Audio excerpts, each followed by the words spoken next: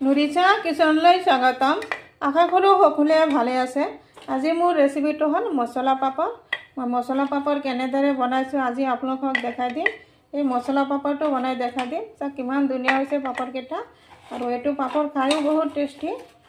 আৰু মই কেনেদৰে বনাইছোঁ মছলা পাপৰটো আপোনালোকে মোৰ ভিডিঅ'টো চাব, আৰু ভিডিঅ'টো চোৱাৰ আৰম্ভণিতে এটা লাইকো দিব আৰু এটা কমেণ্টো কৰিব। খুব ধুনীয়া হৈছে পাপৰকেইটা, ভাল এটা চাল নাস্তা হয় এইটো। মছলা পাপৰ বনাবৰ কাৰণে মই ইয়াতে 200 গ্ৰাম আটা ল'লোঁ, আৰু আটা মই ভালদৰে চালি ল'লোঁ। আৰু আটা দি আছোঁ আধা চামুচ, সোৱাদ অনুসৰি নিমখ দি দিলোঁ। আৰু ইয়াতে দি আছোঁ আধা চামুচ জিৰা পাউডাৰ, আৰু আধা চামুচ জলকীয়া পাউডাৰ, আধা চামুচতকৈ অলপ কম হালধি পাউডাৰ। ইয়াতে দি আছোঁ 2 চামুচ সৰিয়হৰ তেল। এতিয়া গুটিখিনি একলগত মিক্স কৰি ল'ম।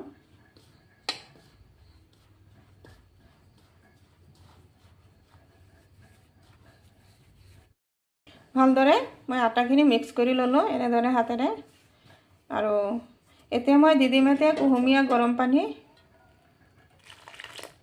অলপ অলপকৈ দিম, আৰু ডোটো বনাই ল'ম। গুটিখিনি একেবাৰে নিদিওঁ পানীখিনি।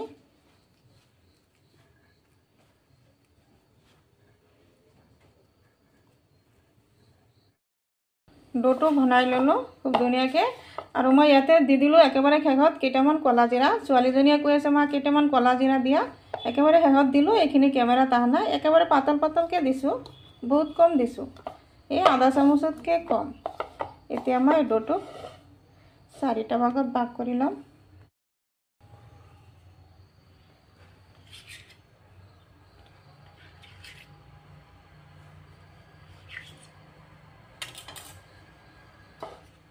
তো এই বাটিত উঠাই দিলোঁ, আৰু এটা লৈ ৰুটি বনাম।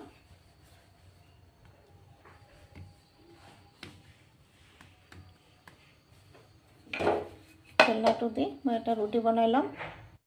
ৰুটিটো বনাই ল'লোঁ, আৰু এতিয়া মই এটা কাটা চামুচ ল'লোঁ, আৰু কাটা চামুচ দি মই এনেদৰে অলপ ফুটা ফুটা কৰি লৈ আছোঁ।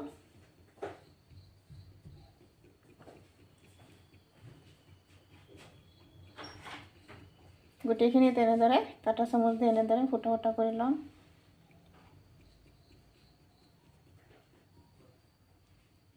নহ'লে ৰুটিটো ফুলি যাব তেলত দিয়াৰ লগে লগে, তেনেহ'লে আৰু পাপৰ নহ'ব, ৰুটি হৈ যাব। খুব ধুনীয়াকৈ এনেদৰে ফুটা ফুটা কৰি ল'লোঁ। এতিয়া মই এটা ষ্টিলৰ গ্লাছ ল'লোঁ, আৰু গ্লাছ দি মই এনেদৰে গ্লাছৰ জোখমতে মই কাটি লৈ আছোঁ। আপোনালোকে যিকোনো কিবা এটা দি শ্বেপ দি ল'ব পাৰে। মই গ্লাছৰ জোখমতে এনেদৰে কাটি লৈ আছোঁ।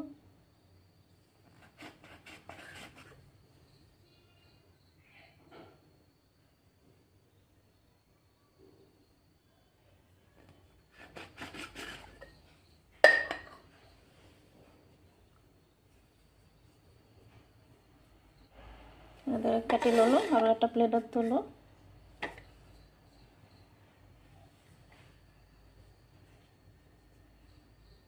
ঠিক তেনেদৰে মই আৰু বাকীকেইটাও বনাই লওঁ। আৰু এটা ডো ল'লোঁ, এইটোকো ৰুটি বনাই লওঁ। এতিয়া মই আকৌ আৰু এটা ৰুটি বনাই ল'লোঁ, আৰু ৰুটিকেইটা মই এনেদৰে আকৌ এনেদৰে ফুটা ফুটা কৰি লৈ আছোঁ। দেখা পাইছে মই কেনেদৰে কৰিছোঁ, একেবাৰে ঝটপট হৈ যায়।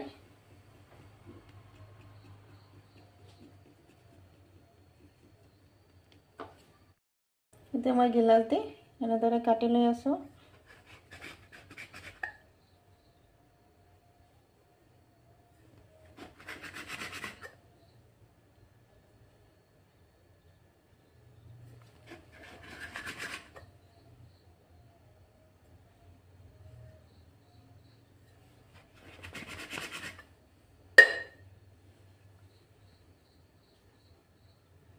ঠিক তেনেদৰে মই বাকীকেইটাও বনাই ল'ম।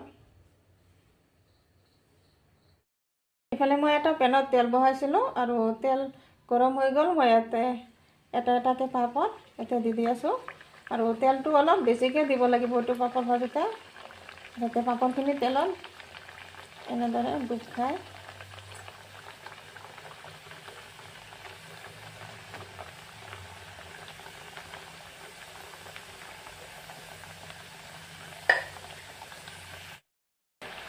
এতিয়া মই পাপৰকেইটা এনেদৰে ওলোটাই দি আছোঁ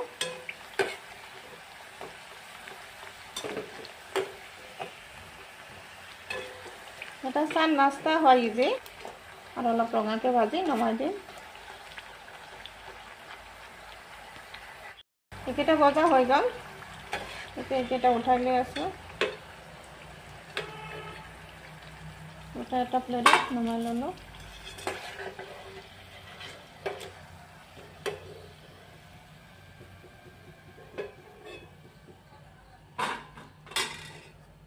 এতিয়া মই আৰু কেইটামান দি আছোঁ